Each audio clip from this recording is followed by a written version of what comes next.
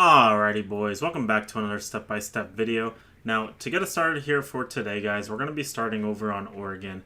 Now, one thing I really quickly wanted to talk about is I'm still kind of unsure about if I want to add highlight videos into in between like step-by-step videos as like a way of me relieving some of the clips that I have stockpiled up over time.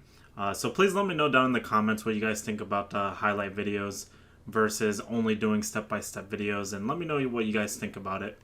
Now, this doesn't mean that I would stop doing step-by-step videos. It would just mean that I would use some more of like the not so game sensey clips in highlight videos, and then use more of the game sense oriented clips in the step-by-step videos. That's basically essentially what I mean when I say like have like a step-by-step video and then do some highlight videos in between before I do my next step-by-step video. It also just helped me overall just avoid burnout in general, because making like a highlight video is usually a lot easier for me to make personally. And a lot of the times from highlight videos too, sometimes for some clips it's very easy to see what I'm trying to do from just watching. But anyway guys, to get us started here guys, we're on Oregon, we're playing Grim.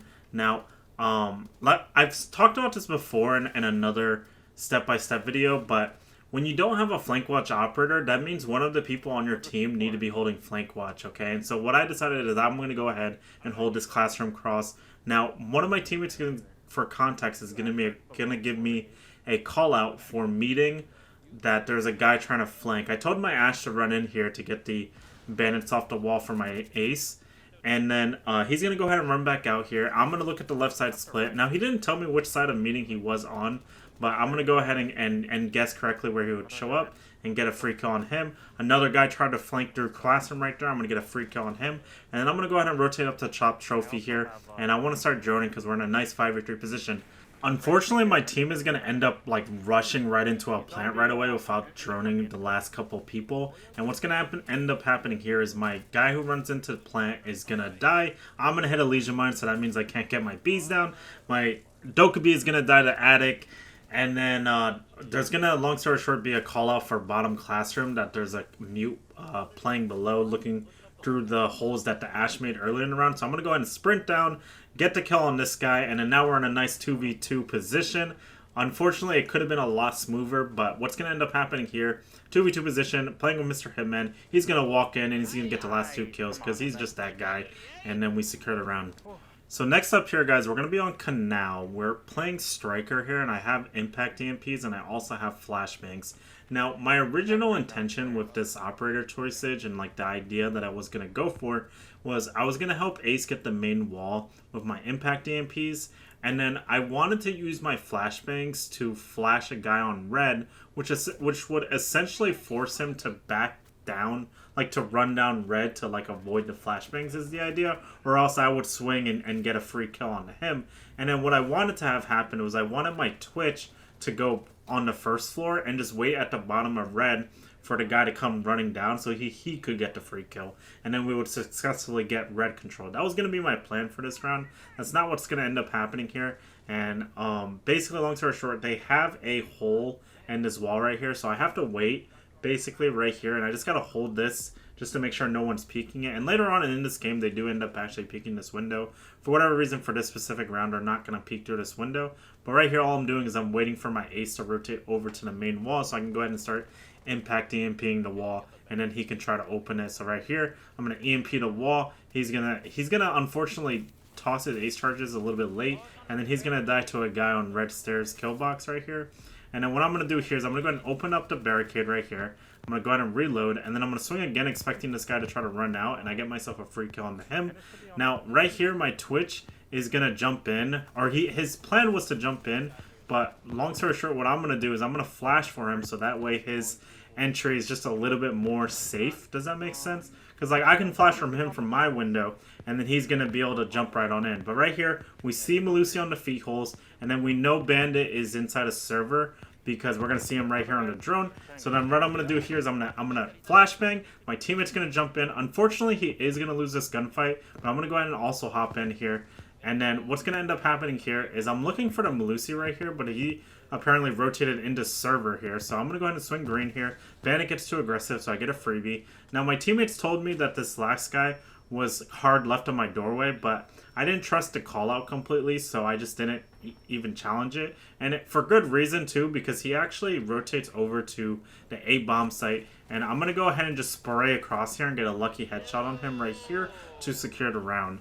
Now, I'm going to try my best to explain my mental with this round. I'm playing Castle in the basement round, and long story short, I've been trying to play Castle a little bit more because I've been noticing a lot of people in Ranked just do like the most abysmal, like terrible Castle strats I've ever seen in my life. So my goal today from streaming was to just play Castle myself and do actual setups instead of like the weird castle strats where they just castle everyone in the site and it's just terrible. But I'm going to go ahead and castle this main lobby double door, and then I want to put a beeper above that as well. So just in case someone does decide to push this, then I have the beeper to let me know.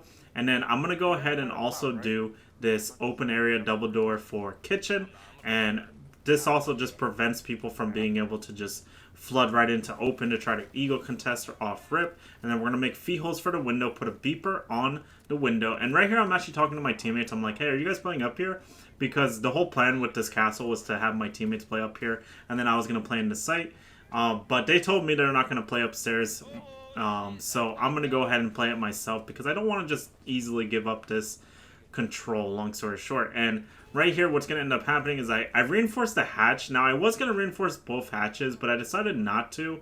And the reason why is because I was like, I might as well play for this for a little while and just essentially like burn the enemy team's time. And right here, I'm thinking about opening up the hatch to just rotate right away, but I decided not to, and I'm like, you know what? You know what I'll do? I'm just going to castle myself in the open area. And the reason why I'm doing this is because, like I said, they have to clear my castles to be able to take control of this space. You see what I'm saying? And for them to clear the castles, it's going to burn a lot of their time. Right here, I have a smoke playing inside a server. He's actually asking for help, and my Goro is going to rotate over to try to help him, but he's going to die to somebody on blue stairs that was waiting for him. Right here, I'm putting a punch hole, just in case anyone does open my bottom square kitchen castle, because it'll give them more things to look at instead of just like, you know what I mean, walking right through and looking for a gunfight from me. Right here, they sprayed through the wall. I actually don't know how or why his pre-fire was that close, but he got a really close pre-fire onto me through the sofa right there. He doesn't end up killing me, which is great. And then right here, they're going to start trying to flash. Like I said, they're not breaking the castles though, so I'm in great position here. I have hatch control. They're doing a server take.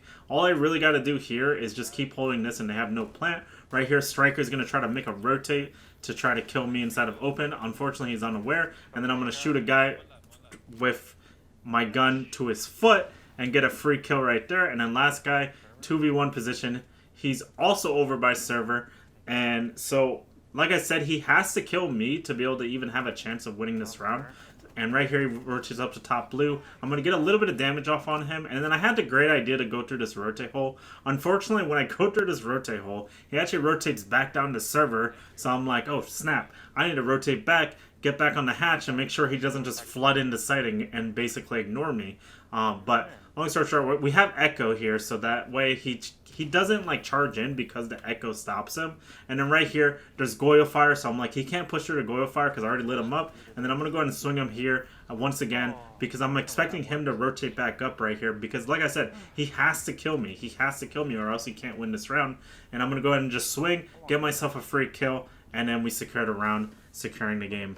Alrighty boys, so for this next clip, I'm going to give you guys a little bit of context. My very first Legion Mine went on office window, and my next Legion Mine here is going to be going on the window for security. This just helps anybody that's trying to go into security to try to kill people inside of security.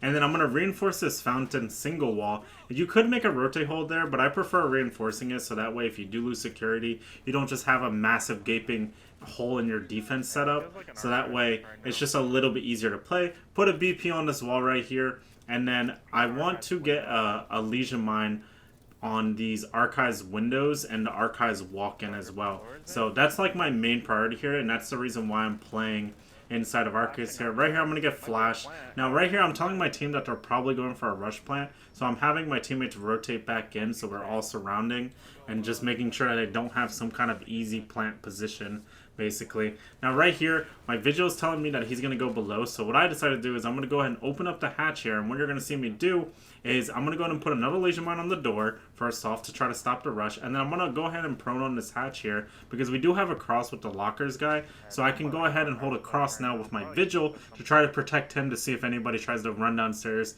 to try to get rid of him, because he's denying their walk-in for the plant on the doorway. And then I'm denying him from dying from somebody from bottom metal, essentially. And theoretically, my teammate would be able to get audio if someone is pushing him, if it's like the close workshop door to him instead. So I don't need to worry about holding that for him. Now, we are in a 3v5 position here. Twitch walks in. I'm going to get some damage on her right here. And then it's still a 3v4 position here, so we are technically losing. So what I'm going to do now is I'm going to get aggressive. I see my teammate pushing up on east, and then I'm going to go ahead and swing this window here. I'm going to get a kill on the Twitch that I lit up earlier in the round. And then right here, 3v3 position. This is a lot more manageable than a 3v5, 3v4 position.